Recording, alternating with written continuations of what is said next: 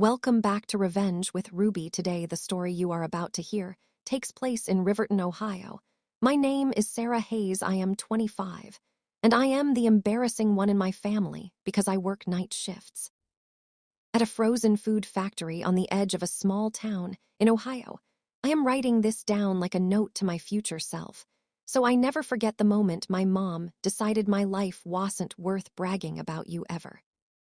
Sacrifice what you want for your family, only to become the person they're most ashamed of.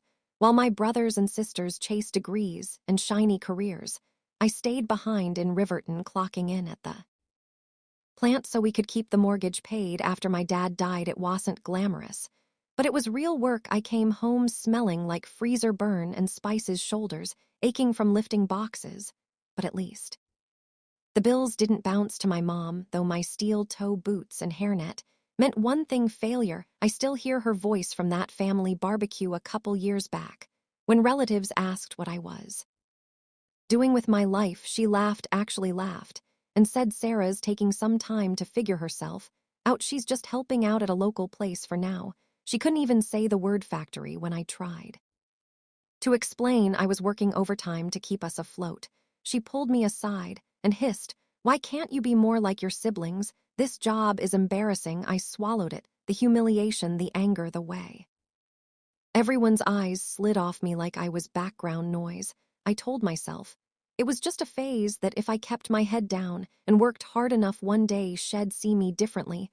I had no idea that Mother's Day was coming, and with it a text message that would finally break me and change everything. Before I tell you exactly what my mom wrote in that Mother's Day message, and what I did after that made me disappear from their lives, tell me, what time is it where you are right now?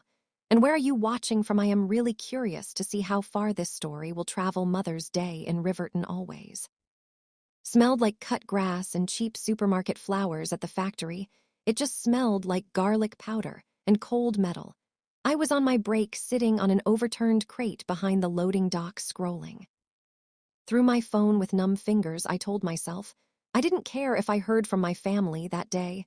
I lied. My screen lit up with a notification: Family Hayes Group chat. My chest tightened for half a second. I imagined my mom sending "Love you all, even you, Sarah." Instead, I opened the chat and saw a long, carefully worded message: Mother's Day dinner, successful kids. Only Mark, Dr. Hayes saving lives, Emma, our creative director, making the world beautiful, Lily, our future lawyer. I am so proud of my accomplished children. Dinner at 630. Can't wait to celebrate you. She tagged Mark, Emma, and Lily. My name wasn't anywhere, not in the message, not even in a pity heart at the end. Just three names, three golden children. Then the reactions started popping up. Mark sent a flexed bicep emoji, Emma added sparkles and hearts, Lily sent a crying happy face. And can't wait, Mom. I stared at the screen, refreshing, waiting for someone to notice, for my mom to follow up with "Oh, and Sarah too," for any of my siblings to type what about Sarah. The typing bubble never came. The only bubble I saw was my own reflection in the black part of the screen, hair tucked under a factory cap, hands stained with freezer burn, eyes burning. My heart thudded in my ears. This wasn't a simple oversight, it was a public announcement. Successful kids. Only the words blurred as tears pulled. But I read it again and again, each time like a punch in the ribs. I felt my throat close, that hot, humiliating sting Id felt at the barbecue when she dodged the word factory. Except this time, she didn't dodge anything. She erased me. A moment later, my phone buzzed again, a separate notification from Mom. A video call. I watched it ring, her smiling contact photo floating at the top of my screen like a mask. I knew exactly what this would be: her trying to spin the message to tell me I was overreacting if I dared be hurt. I let it ring and finally time out. She texted right after: Hope you understand, tonight is just about celebrating achievements, you know. You're always part of the family, always part of the family, just not proud enough to be seen. Have you ever watched your own mother type a sentence that proves you're just a footnote in her life story? I didn't answer, not her text, not the call. Instead, I stared at the message thread until my break was over, then slid my phone into my pocket like I was burying something. I went back to the production line but my hands moved on autopilot in my head.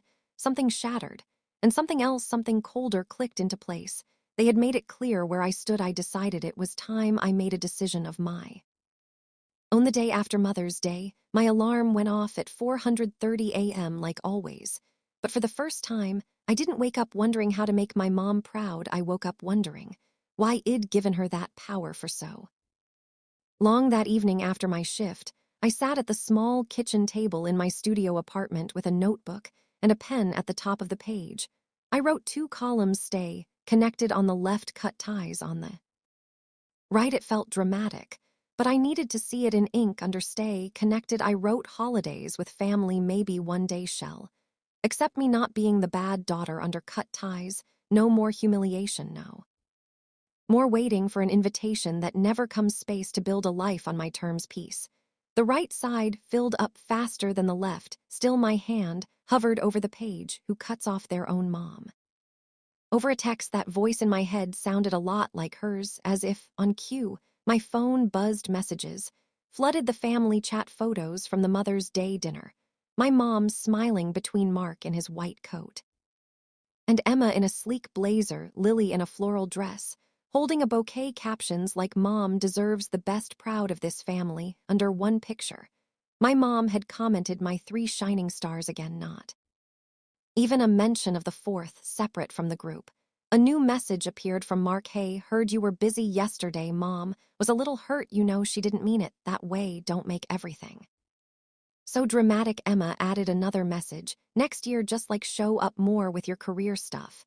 And shall include you. You know how she is." No one wrote that the message was wrong. The problem, apparently, was me. I stared at their texts, then at my pro-con list, and felt something inside me harden. They weren't asking if I was okay. They were asking me to swallow it again, so the family image stayed smooth. I opened the group chat, scrolled up to Mother's Day dinner. Successful kids. Only took a screenshot and saved it in a locked album, not to obsess over it, but as a reminder, a receipt of the moment. My place in the family was made official optional.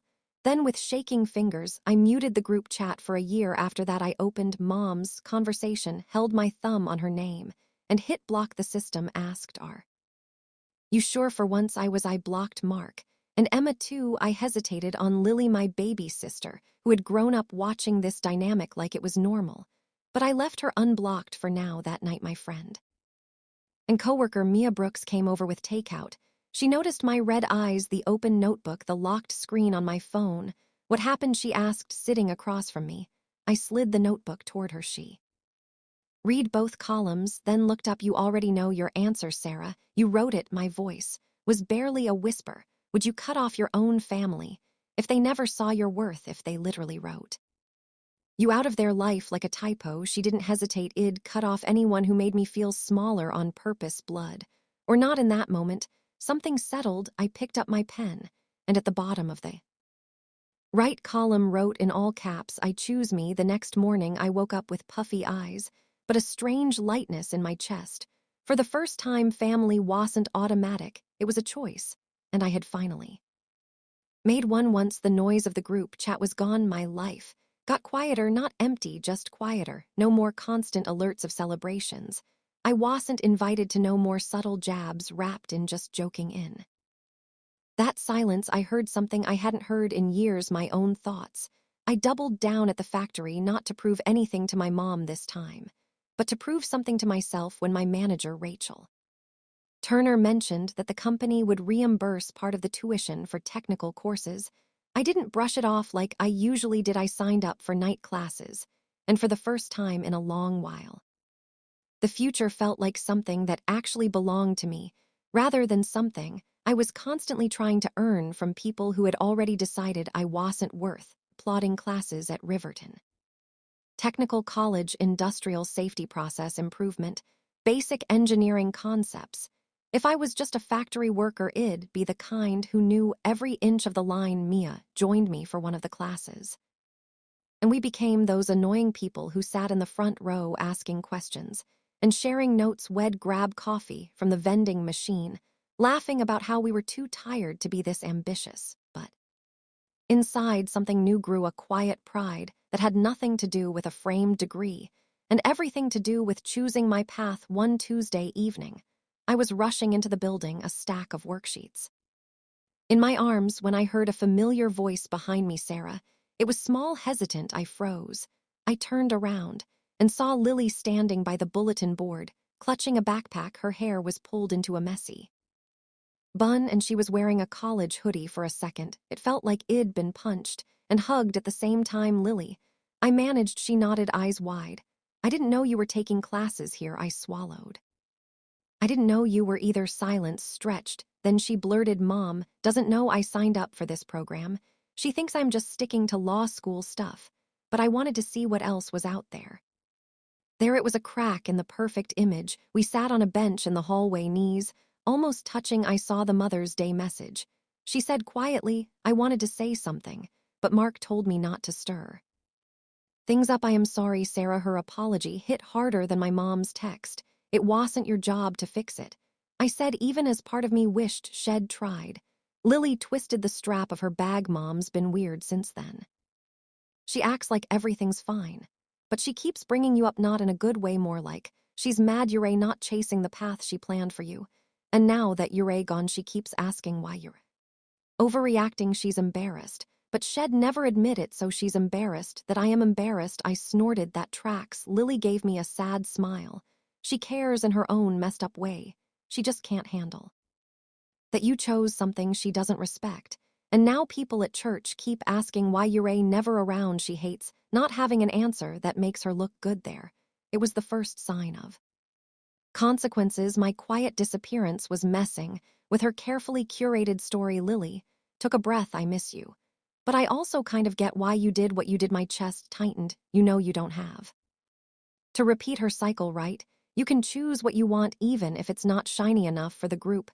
She nodded slowly. Are you ever coming back to family stuff? That question sat heavy between us. When success finally started finding me, I said carefully, the first thing I felt wasn't, I can't wait to show Mom. It was relief that I didn't owe her anything anymore. So I don't know, Lily, right now I need distance more than I need a seat at that table. We both fell silent. A professor walked by, fumbling with keys. The hallway smelled like dry erase markers and old carpet. Before we parted ways, Lily squeezed my hand. For what it's worth, I think what you're doing is brave. I just wish Mom could see it. As I walked into class, my mind was spinning. My mom's choice had started a chain reaction she couldn't control. Her successful kids' only dinner had cost her more than one child's attendance. It was starting to chip away at the loyalty of the others. I wondered, when you finally start succeeding on your own terms, would you go back to the people who called your path worthless, or keep walking without looking over your shoulder? My promotion came on a random Thursday. Rachel pulled me into her office, closed the door, and said, Sarah, you've been running circles around half the people here. I want you as a line supervisor on the new frozen meals project.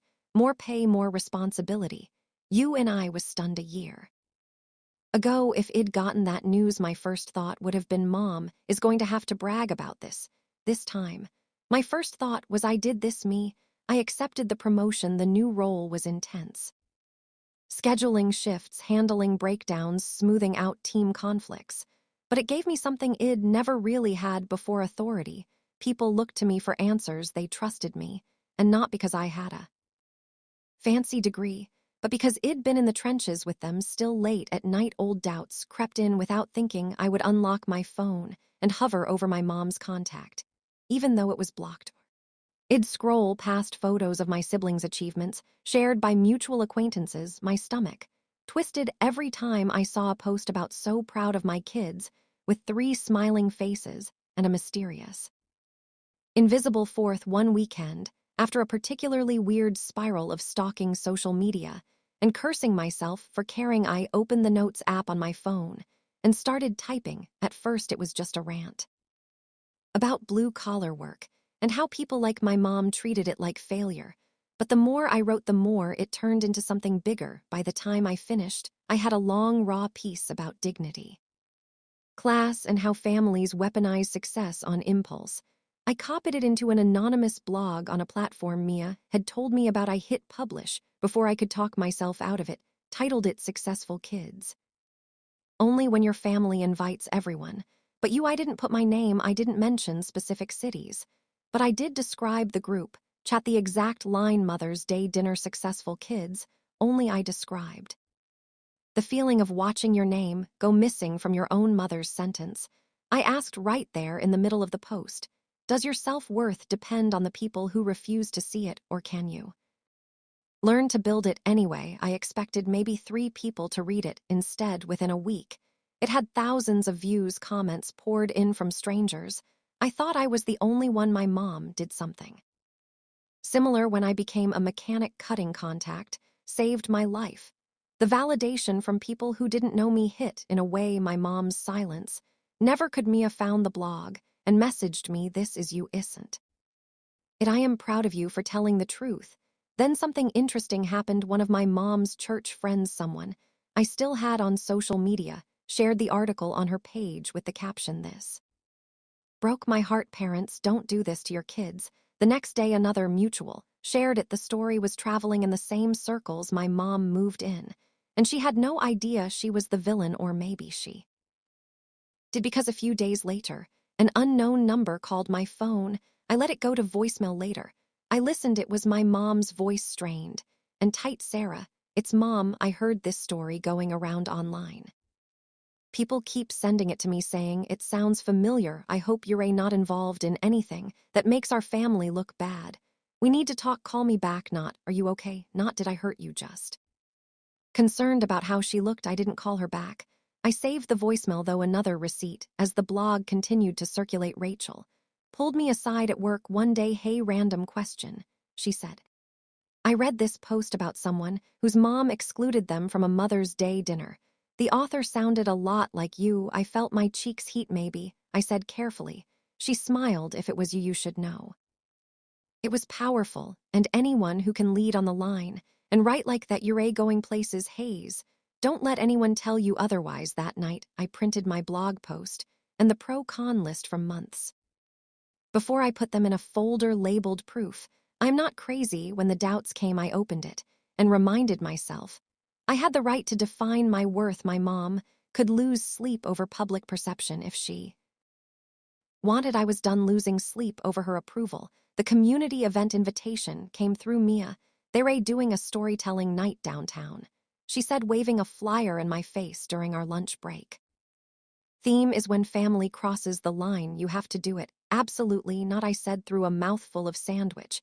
It's one thing to write anonymously, it's another to stand on a stage and tell everyone my mom's worst moment. Mia grinned. "Or your strongest. Think about all the people who commented on your blog. What if they were in that room?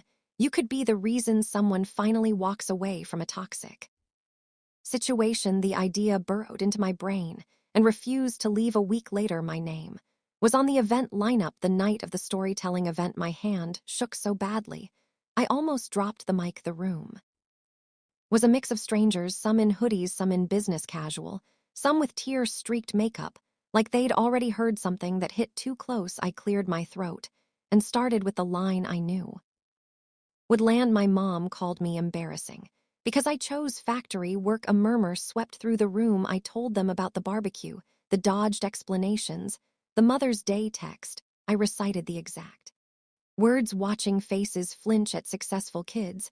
Only I talked about the pro-con list, the blocked numbers, the blog, the voicemail, where my mom was more worried about her reputation than my heart. In the middle, I paused and asked the question that had once gutted me. Have you ever looked at your own family and realized you're only loved on their terms, that their love disappears the moment you stop making them look good? Dozens of people nodded. A few wiped tears. It was like breathing underwater my whole life and suddenly hitting air. I ended with this.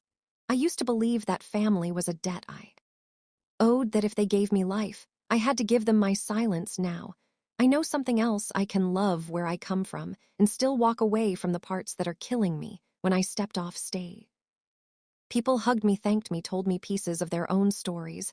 One woman whispered. I screenshotted my mom's text the day she uninvited me from Christmas. Hearing you say it out loud, I think I can finally stop feeling guilty. On the bus home, I scrolled through my phone and my heart stuttered. My blog post had been shared by a bigger page, someone with hundreds of thousands of followers, along with a caption, "The successful kid's only mom is why so many of us are in therapy." The comments were a war zone, but most were on the side of kids like me. Buried midway down the comment thread, I saw a familiar name, Lily Hayes. She had written, "Sometimes the successful kids are just the ones who learned how to perform, the others are just trying to survive." I stared at her comment, feeling both proud and protective. Later that week, Lily texted me directly, "Saw your talk on someone's story. It was you, right?" I confirmed. After a long pause, she replied, "Mom saw it too. She's not handling it well. People at church are talking. She says you're airing family business." But honestly, maybe someone needed to, knowing my story had cracked her perfect facade. Should have felt like cheap revenge. Instead, it felt like balance. Actions meet consequences. As I lay in bed that night, exhaustion wrapped around me. But beneath it was something softer. I realized I had built a small, messy, beautiful community. People from work, from class, from that event, who saw me. No degrees, no titles. Just me. Maybe family didn't have to mean shared DNA. Maybe it could mean shared survival. Where have you found your chosen family? The people who made you feel more at home than your own house ever did. A few years slipped by in a way that did not feel dramatic from the inside. There was no single explosion, no big screaming match, just a series of days where I woke up, went to work, did my job well, came home to a quiet apartment that slowly filled up with signs of a life I had chosen instead of a life I had been assigned. I moved up again at the factory, this time into a role that had me traveling between plants, helping other supervisors fix their lines and train their teams. I had a beat-up company, laptop, a suitcase that stayed half-packed, and a calendar that did not revolve around family holidays anymore. My phone contacts list got shorter, but my world got bigger. I kept writing to the blog that had started as a late-night vent, turned into a place where people checked in regularly. I posted about boundaries, about the weird guilt that comes with saying no to your own parents, about blue-collar pride.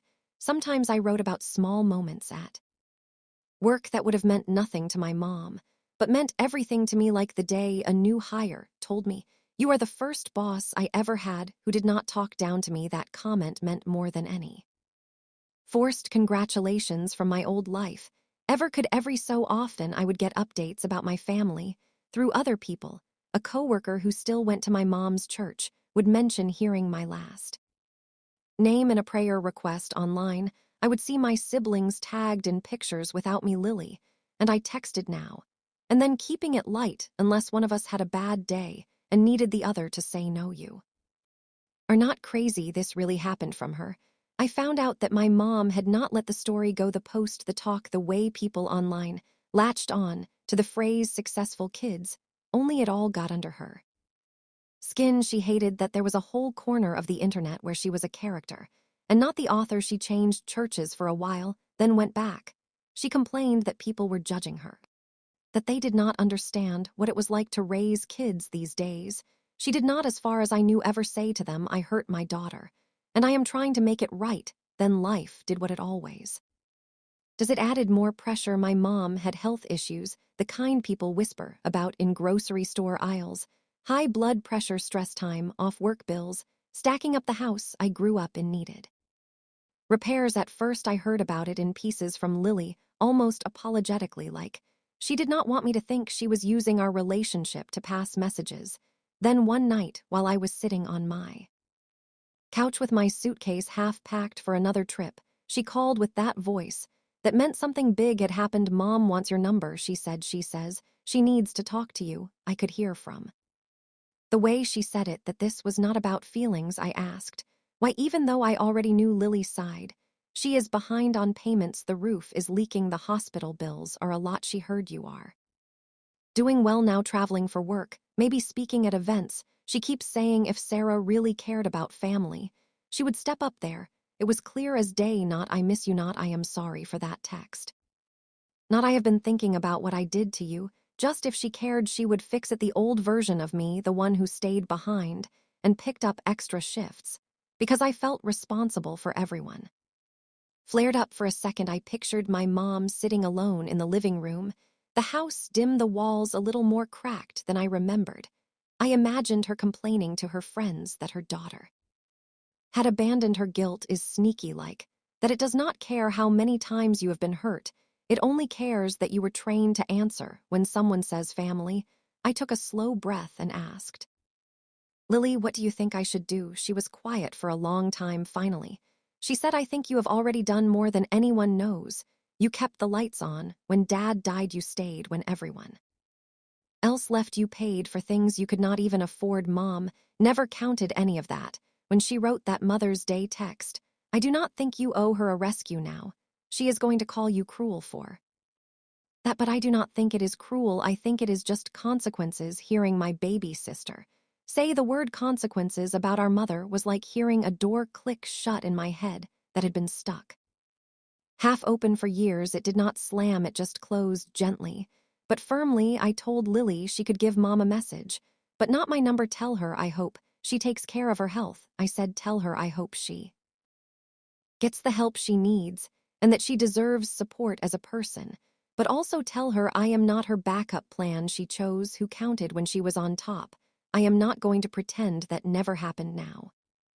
That she is struggling. Lily let out a breath like she had been holding it. She is going to say, you took everything from her. She warned. I shook my head. Even though she could not see it, she still has 3 kids who show up for her. She has her friends, her church group. I did not take everything from her. I just stopped letting her take everything from me. A few weeks later, a small package showed up at my apartment. No return address, but the handwriting on the label was burned into my memory from years of signed permission slips and sticky notes. On the fridge inside was a little jewelry box with my initials on it from when I was a kid, and a letter. The letter was exactly what you would expect from someone who had never learned how to say I am sorry without twisting it. She never wrote those 3 words. Instead, she wrote, I know I was not a perfect mother, but you misunderstood so much of what I tried to do. She wrote, I only wanted the best for you. She wrote, you have hurt me deeply by taking our private issues and making them public. People look at me differently now. I cannot even sit in church without wondering who is whispering about that story. And near the end, she wrote, after everything I did for you, the least you could do is help me in my time of need. That sentence sat on the page like a dare. There was a time when I would have grabbed a pen, called her, begged her to see my side, offered money. I barely had this time. I put the letter down and did something else. I grabbed the same notebook that had my stay connected and cut ties, list, the one with my blog printed out, and my little list of victories on a clean page. I wrote, here is what is real. Then I forced myself to list the facts, not the feelings. I did not post her name. I did not show her picture. I told my story in a way that protected her identity more than she had ever protected my dignity. I did not cause her health problems. I did not make people whisper her own choices. Did that. I spent years helping this family in ways nobody outside the house ever saw. That work counted even if she pretended it did not. I read those lines out loud to myself until they felt more solid than the guilt. Then I took her letter, folded it back up, and put it in the box. I did not throw it away, but I did not let it dictate my next move either. I did not call her.